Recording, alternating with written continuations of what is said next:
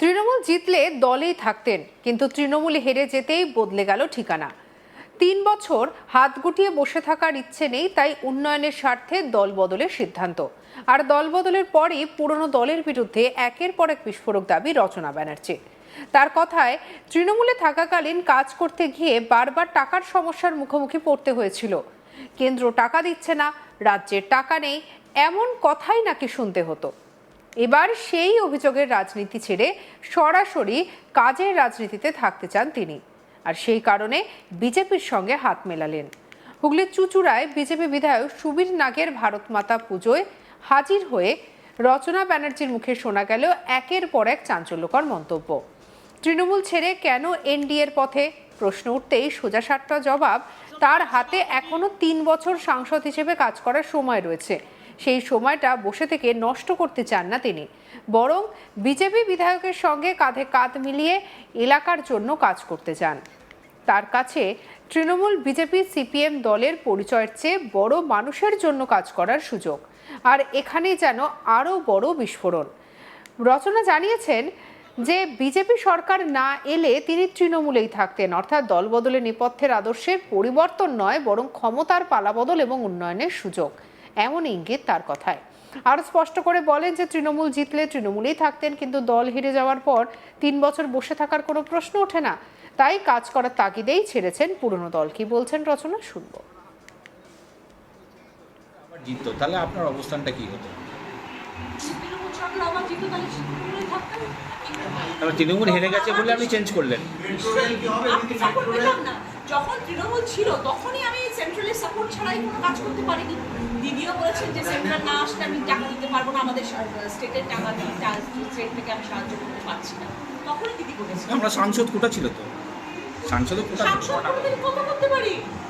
4,90,00,000 টাকা 7টা বিধানসভায় কি হয়? কিছুই হয় না, একটা ব্রিজও তৈরি হবে। তৃণমূলে থাকার সময় অভিজ্ঞতার কথা তুলে ধরেন রচনা। তার দাবি, প্রথম দিকে কাজ করতে গিয়ে নানা সমস্যার মুখোমুখি হয়েছিলেন। মুখ্যমন্ত্রী মমতা ব্যানার্জি নাকি তাকে বলতেন কেন্দ্রীয় সরকার টাকা দিচ্ছে না, নিজের মতো করে চেষ্টা করতে। রাজ্যেও টাকা নেই, এমন কথাও শুনতে হয়েছে বলে দাবি তার। আর সেই পরিস্থিতিতে বলাগড়ের ভাঙড় থেকে শুরু করে রেলের বিভিন্ন বিষয় নিয়ে বহু জায়গায় ছুটেছেন বলেও জানান রচনা। তারপরে উঠে আসে ডাবল ইঞ্জিন প্রসঙ্গ। রচনার দাবি, রাজ্যে উন্নয়নের জন্য ডাবল ইঞ্জিন সরকার প্রয়োজন ছিল, তা না হলে উন্নয়ন সম্ভব হতো না। বর্তমানে মুখ্যমন্ত্রী শুভেন্দু অধিকারী অল্প সময়ের মধ্যেই ভালো কাজ করেছেন বলেও মন্তব্য করেন তিনি। স্বাভাবিকভাবেই তার এই মন্তব্য ঘিরে রাজনৈতিক মহলে চর্চা শুরু হয়েছে।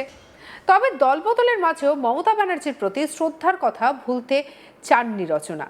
তার কথায়, মমতাই তাকে হাত ধরে রাজনীতিতে নিয়ে এসেছেন। কেন লকেট চ্যাটার্জির বিরুদ্ধে তাকে প্রার্থী করা হয়েছিল, সেই প্রশ্নের উত্তরও নিজের মতো করে ব্যাখ্যা করেন তিনি। অর্থাৎ পুরনো সম্পর্কের জায়গায় শ্রদ্ধা থাকলেও রাজনৈতিক পথ এখন সম্পূর্ণ আলাদা। মমতা ব্যানার্জি আমাকে হাত ধরে নিয়ে এসেছেন, আমি সাধারণ মেয়ে নই, মমতাদি বুঝেছিলেন। কি বলছেন রচনা, শুনব। At the end of the day, দিদিকে ভালোবাসি বলে তো মানুষের জন্য কাজ করতে চেষ্টা করবো না, তা হতে পারে। আজকে আমি দিদিকে ভালোবেসে ঘরে বসে থাকতে হতো। আজকে আমি ওই মাস গেলে এমপির মাইনেটা পেতাম, দিয়ে ঘরে বসে থাকতাম। সেটা করতে তো আমি আসিনি, আমি মাইনে পাওয়ার জন্য আসিনি। আজকে আমি আগামী 3 বছরে কাজ করব, যদি কাজ করতে না পারি রাজনীতি ছেড়ে দেবো, যদি কাজ করতে পারি রাজনীতি।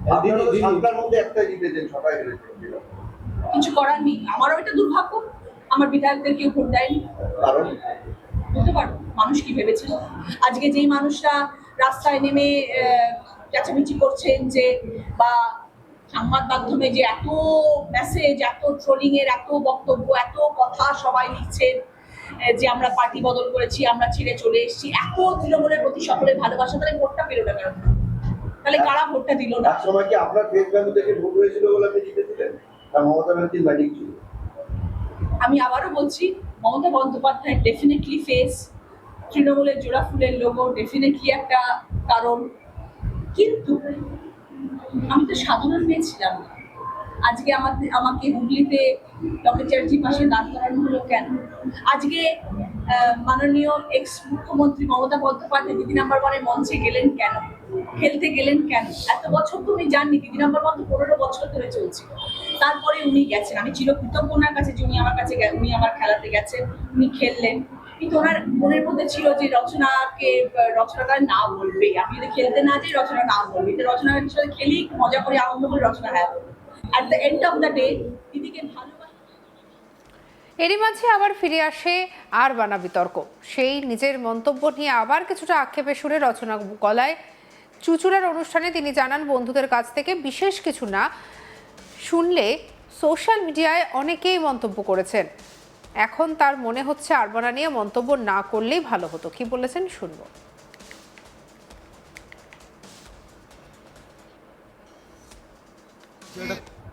আমি আরবানাতে থাকি 10 বছর হয়ে গেল। কোনোদিনও আমার মুখ থেকে কেউ কোনোদিনও শুনেছেন যে আমি কোথায় থাকি? আমি আমার সম্বন্ধে কোনোদিনও কোনো বড়াই করেছি আজ অব্দি যে আমি কি করেছি কি না করেছি কোনোদিনও আমি বলি। সেই দিন ওই ইন্টারভিউটা আমাকে বলতে বাধ্য করা হলো কারণ একজন সাংসদ এই কথাটা তুলেছিলেন। থাকে তো আরবানাতে কজন লোক আসে দেখা করতে, কেন বললেন? কেন আমি কোথায় থাকি তাতে আপনার গাত্রদাহ কেন হয়? আমি কি করছি না করছি, আমার বাড়িতে কজন আসছে না আসছে আপনার গাত্রদাহ কেন হয়? কেন তুললেন এই কথাটা? আমি তো তুলি না, আমি তো অত্যন্ত সাধারণভাবে জীবনযাপন করি। আমি গড়িয়ার থেকে জামা কাপড় আমিও কিনে পরি। অনেকে বলেছেন গড়িয়ার থেকে জামা কাপড় কিনে, গড়িয়ার থেকে জামা কাপড় আমি কিনি, আমার মা থাকেন গড়িয়াতে। আমি এখনো রাস্তা দাঁড়িয়ে ফুচকা খাই, আমি এখনো গড়িয়াতে বাজারে নিজে গিয়ে বাজার করি, ফল কিনে দিয়ে বাড়ির জন্য। আমি এতটাই সাধারণভাবে জীবনযাপন করি। আমি এখনো আপনাদের বাবা পঞ্চান্নে চুচুড়া রাস্তা নেমে মিষ্টি কিনি বাড়ির জন্য।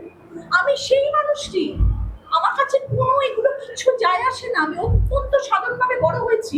আমি 600 স্কোয়ার ফুটের একটা ছোট্ট ফ্ল্যাটে জীবনে বড় হয়েছে, বাবা মা আমাকে বড় করেছে। আমি কোনো দিন নিজের বড়াই করি না, কিন্তু আমাকে যদি কোন ঠাসা করা হয়, আমাকে যদি এমন কোনো কথা বলা হয় যেটা আমাকে বলা উচিত নয়, তাহলে আমি তার রিপোর্ট করি। দেখুন, আমি আসলে নিজে তো ছোট্ট জায়গা থেকে লড়াই করে বড় হয়েছি না। আমার কাছে আরবানার ফ্ল্যাটটা কেনাটা না বিশাল বড় একটা ব্যাপার ছিল। আমি কিনবো, আমি আমার বাবা মাকে ওখানে রাখবো, এটা আমার কাছে স্বপ্ন ছিল। আর সেই স্বপ্ন সিদ্ধ করার জন্য আমাকে বিগত 20 বছর আমি জানি আমি কি খেটেছি। সেই খাটনিটা খেটেছি বলেই কিন্তু আমি ফ্ল্যাটটা অর্থ অর্জন করে সেই ফ্ল্যাটটা কিনতে পেরেছি। এবং যারা সত্যিকারের আমার শুভাকাঙ্ক্ষী, যারা সত্যিকারের আমাকে ভালোবাসেন, আমাকে চেনেন, আমার প্রকৃত অর্থে বন্ধুরা, তারা কেউ একটা আমার সাথে বাজে কথা বলেনি এবং তারা কেউ বলেনি যে রচনা তুই ভুল কথা বলেছিস। যারা আমায় চেনে না, যারা আমাকে বোঝে না, তারাই কিন্তু আমার দিকে আগ্রহ। একদিকে পুরনো দলের বিরুদ্ধে কাজের বাধা এবং টাকার অভাবের অভিযোগ, আর অন্যদিকে নতুন সরকারের প্রশংসা। রচনা ব্যানার্জির মন্তব্য যেন একসঙ্গে মিশে গেল রাজনীতি, অভিমান আর উন্নয়নের অঙ্গে। আর তার একটা কথাই এখন সবথেকে বেশি আলোচনায়, তৃণমূল জিতলে তৃণমূলেই থাকতাম। আপনার কি মতামত জানাতে ভুলবেন না। সাবস্ক্রাইব করুন আজ তাক বাংলাকে।